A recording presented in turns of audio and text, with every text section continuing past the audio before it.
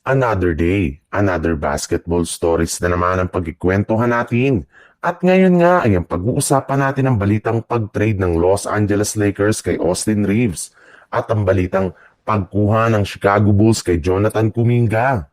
Matapos lamang nga na makuha ng Los Angeles Lakers si Marcus Smart, sa free agency ay mismo ang kanilang head coach na si JJ Redick ang nagsabi na masyado nga siyang natutuwa ngayon sa kanilang lineup. Aminado nga ito na kumpara last season ay mas lumakas na nga ang kanilang lineup, especially nang maidagdag nila dito si Marcus Smart na plano na nga niyang gamitin bilang kanilang sixth man.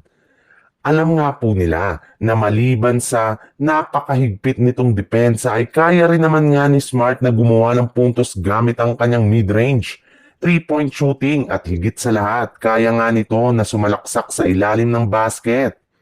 Pero kasabay rin naman nga niyan ay umugong na rin naman nga sa social media ang usap-usapan ngayon na posible na nga daw pong tanggalin o i-trade na lamang ng Lakers si Austin Reeves since nakakuha na nga sila ng ipangpapalit nila sa kanya. Kumpara nga kay Austin Reeves, meron nga itong mahigpit na depensa kaya maaari talaga siyang itandem kay Luka Doncic bilang kanilang bagong starting shooting guard.